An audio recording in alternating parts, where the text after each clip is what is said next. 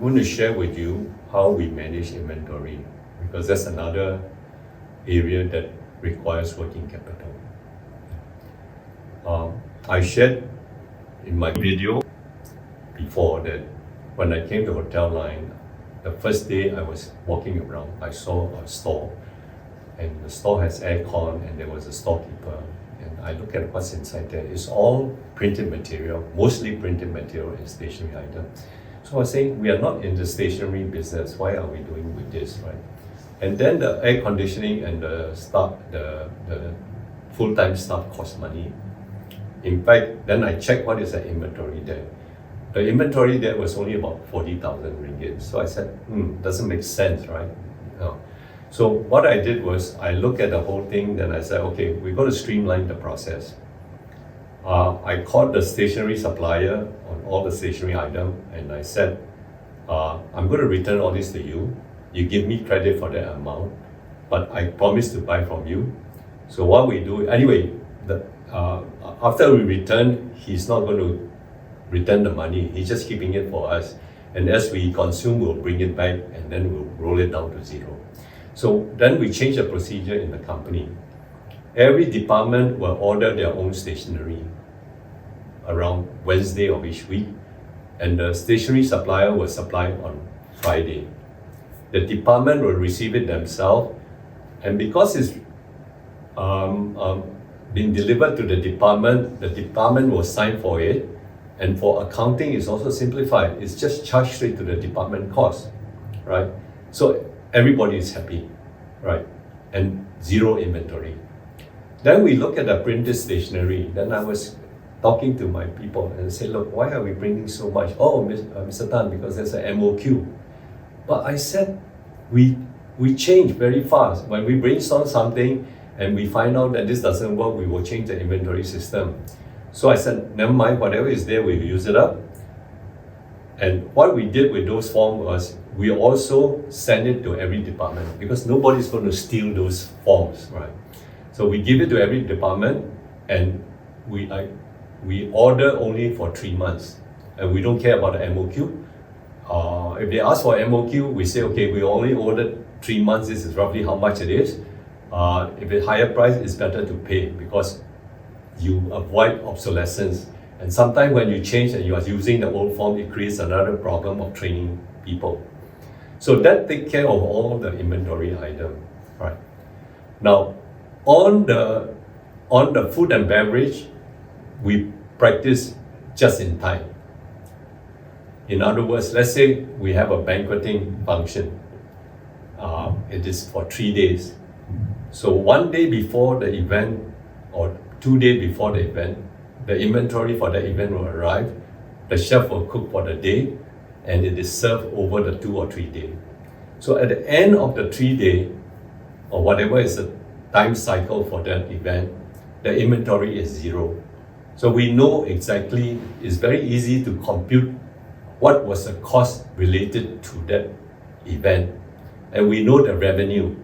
And then we can match it and decide on what is a direct food cost. And we do that also because we also do dynamic pricing in the food and beverage side, especially banqueting. As I mentioned, Ramadan period is very low period for us for daytime food conferences. So there, I allow my sales staff, instead of using our food cost target of about 30-32%, they can have food costs up to 50%, right? And we know there is a 20% labor cost, a lot of time part-timer, but we still make money rather than the facilities are idle, right? So this allows us to keep our inventory low, right? On top of that, we layer it with lean manufacturing method of doing inventory control. If you know a little bit about lean manufacturing, we categorize the stocks into A, B, C, and D. Yeah. D is the inventory that there's no turn for 1 year or 18 months. So in D category, according to lean manufacturing, we just liquidate all the assets and we have no more inventory on those. So the money came back. A, B, C is like that. A category is 20% of the inventory item that account for 80% of the value. So these are the very important item, and we only take inventory once a month for this 20%. That means out of 100% stock, we only take inventory for 20%. And to make the accounting stuff work easier, we don't need to take it on the last day. We normally take it assigned over the 445 week, either days of the week or once a week, and their workload is spread evenly over those periods. So every month, 80% of our inventory value is counted to see there's no missing or overstock. Every 6 months, out of the balance, 80% stock left, we take another 20%, which is accounting for 80% of the 20% value. Right? And that means with the next level of inventory we take, the total 40% inventory account for 96% of the value. So this second one, we only do it twice a year, middle of the year and end of the year, together with the external auditors. Right? So that will bring us twice a year, 96% accurate. But for the year end, when the auditors come, we do 100% stock check with the auditor. So once a year, it's 100% accurate.